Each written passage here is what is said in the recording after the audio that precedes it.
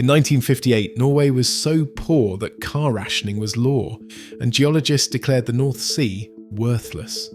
No oil, no future. Then the Dutch found gas next door, and suddenly American oil giants wanted everything, fast and cheap. But a young Norwegian lawyer made a reckless claim, so bold it rewrote history. This is the one decision that made Norway untouchable, and it helped doom Venezuela. What did he risk, and how did a near-miss Christmas miracle change everything?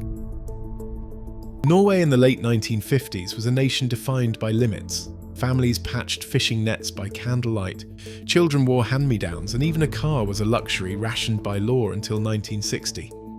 Timber and cod built the economy, but the North Sea was a hostile expanse, more graveyard than gold mine. Official experts declared the seabed worthless. Wealth belonged to others, Swedes had industry, Danes had farmland, Norwegians had storms and debt. Then in 1959, everything shifted.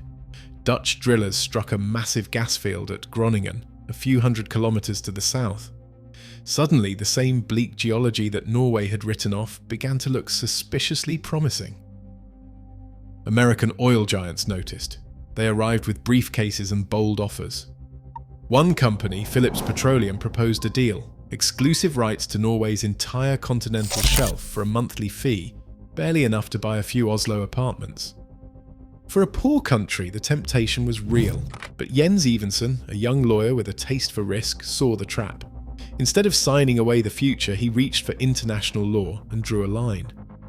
In the early 1960s, Evensen invoked the 1958 Geneva Convention and unilaterally claimed everything under the Norwegian side of the North Sea. No one protested it. The world shrugged, convinced there was nothing worth fighting for beneath those icy waves. Sovereignty had been staked on paper and a reputation for emptiness. On May 31, 1963, the government issued a royal decree. Norway alone would own the seabed and all its resources. The Storting soon passed a law to back it up. Foreign companies could drill, but only as guests on Norwegian terms. It was a gamble. Staking sovereignty on a patch of ocean most thought empty. In a few years, Norway would transform from a beggar at the world's table into the landlord of a vast, unseen estate. The next move would test just how much that paper claim was really worth. Cold salt spray battered the Ocean Viking as December 1969 dragged on. For 3 years, oil companies had poured money and men into the Norwegian sector, drilling well after well into the black depths, always coming up empty.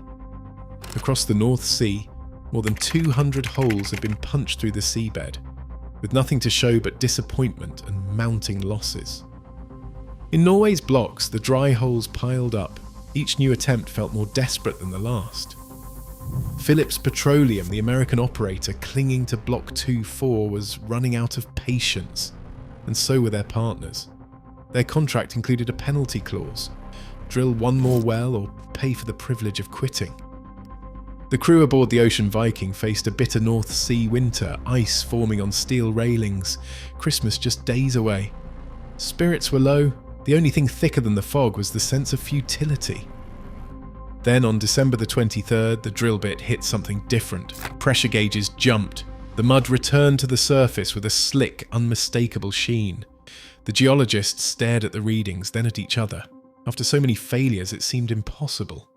Test after test confirmed it. Beneath the Viking's hull, the Ekofisk fields stretched out, vast, rich and real. The news shot across the Atlantic to Phillips' headquarters in Oklahoma, where executives at first assumed it was a prank. But the data held. Norway's Ministry of Industry received the official word on Christmas Eve. The impossible had become undeniable. For the Ocean Viking crew, the discovery was more than a technical triumph. It was vindication for every frozen night and every dry hole. For Norway, it was the moment potential became reality. A resource so massive it would change the fate of a nation. The North Sea graveyard had just turned into a gold mine, and the world would never look at Norway the same way again.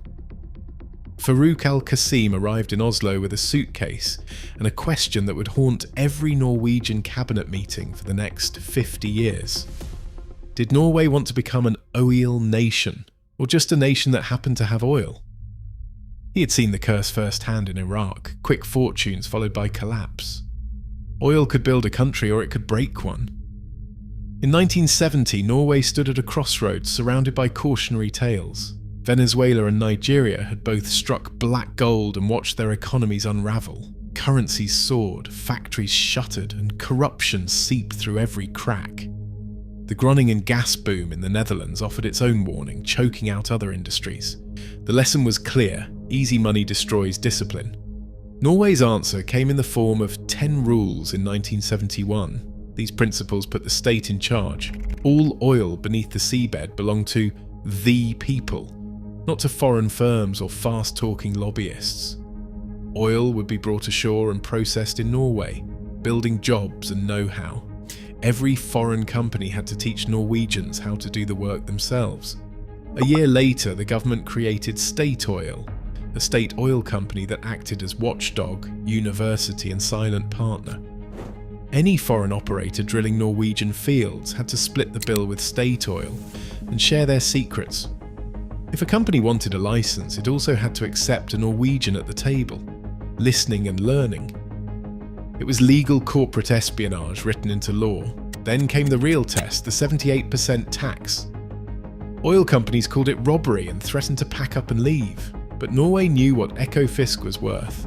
Even after taxes, profits were still enormous. The bluff failed, the companies stayed, and the money flowed north.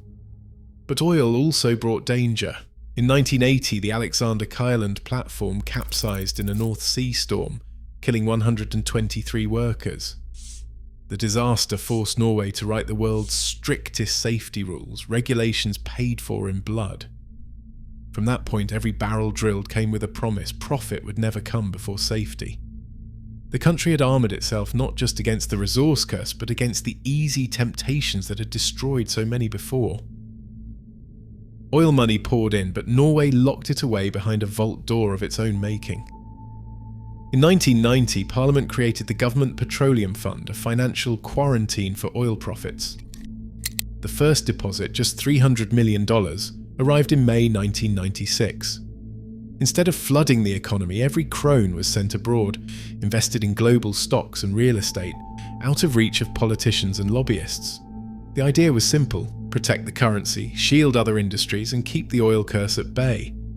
Then came the rule that turned a pile of cash into an untouchable mountain.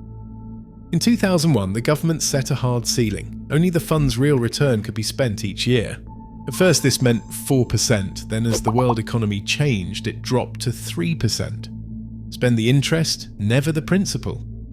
Touch the capital and the future evaporates. This became the handlingsregelen, a rule of discipline that sounds like a bureaucrat's fever dream, but acts more like a chastity belt for politicians. The payoff is staggering. The fund now stands at $1.6 trillion, 17 trillion Norwegian kroner.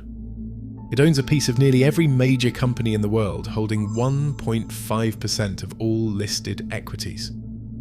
The annual 3% return, about $48 billion, covers 1/5 of Norway's government budget. No new oil wells, no new taxes, just free money from the past.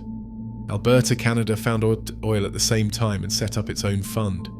Today, Alberta sits at $16 billion, barely a rounding error next to Norway's hoard. The difference isn't geology or luck, it's discipline, enforced by law and national stubbornness.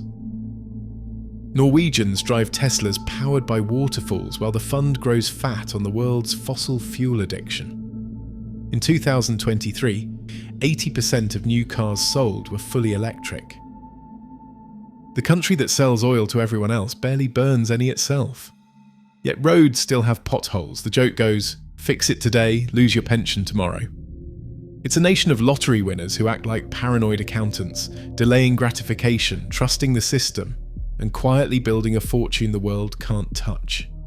Sovereignty, discipline, trust. These are the keys. Most nations riot if you lock away their riches. Norwegians nod, shrug, and wait for the next quarterly report.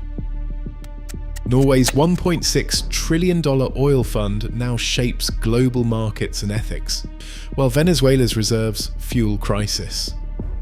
As oil winds down and new challenges emerge, the real test is whether discipline outlasts fortune. In the end, wealth is not found underground, it is in the choices nations keep making.